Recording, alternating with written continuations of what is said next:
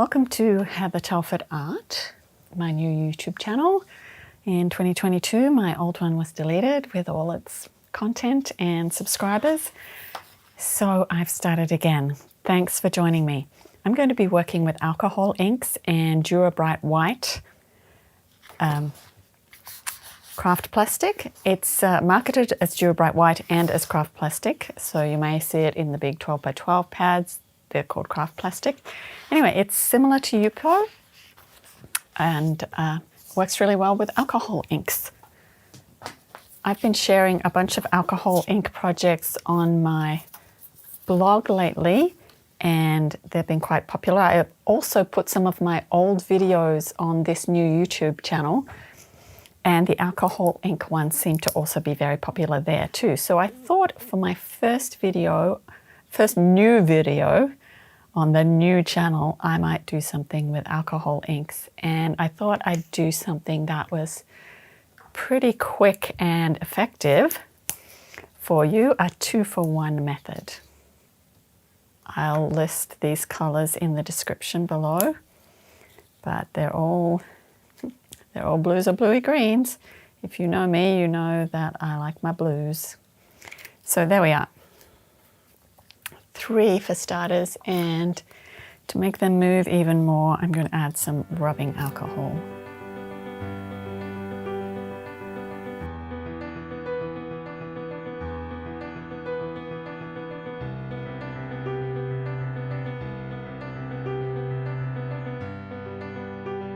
I don't want them all to mix together. I don't want one new color. I still want distinct colors on there. So this is the quick part. The 2-for-1 part is I'm going to put this panel on top.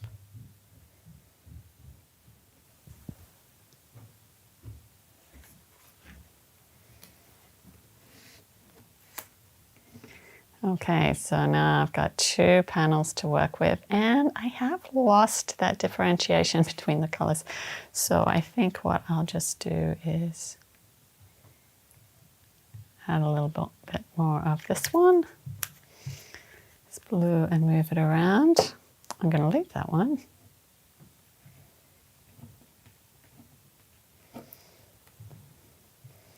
Need to stop being precious with my fingernails there. I should have put some gloves on if I wanted to stay clean. Have a little spritzer.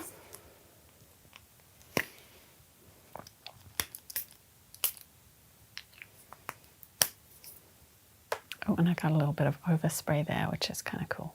Actually, I love these patterns, so I'm going to break that up with a bit more.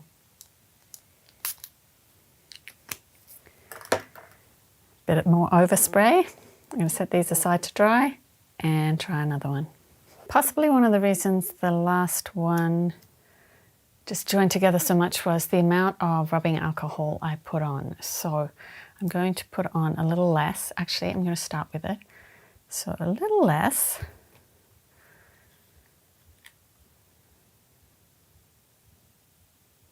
Same sort of idea though. I'm going to add ink to one panel and smush the other panel on top.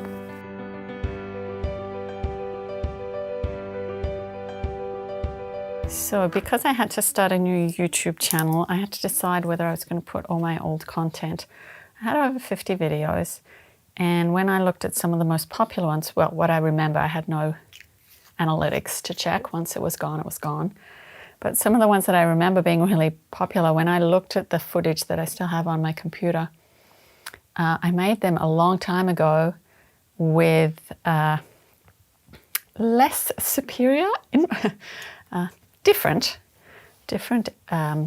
video editing software, and I had limited skills with it, and they just made me cringe. Oh, now that's a nice 2-for-1. One thing I could do is tilt one of them. So I might tilt this one,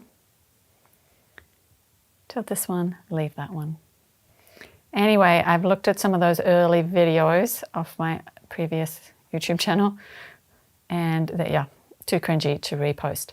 But I have been posting more recent stuff, made with a few more skills on my part and better software. So that's why even though this is my first new video on this YouTube channel, it's not the first video on there. There are quite a few there for you to look at. So I don't usually say this, but please like, subscribe, tell a friend, that sort of thing. So I'm going to set these two aside to dry, and we'll do one more.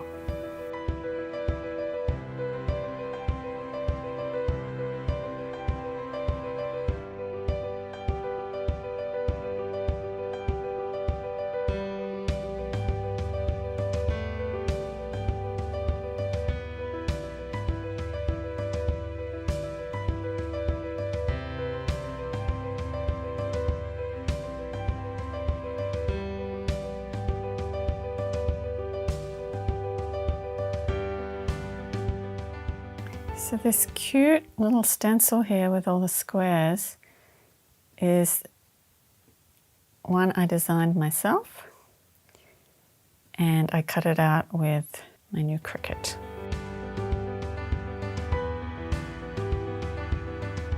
So I am excited to try lots of things with my Cricut, but one of the things that I'm very keen to do is to design stencils for myself. And this is my first one, and I cut it out of Duralar matte Duralar. So it's fairly thin, but the cutting is beautiful. Okay, so I'm going to let those dry and then we'll see what they look like.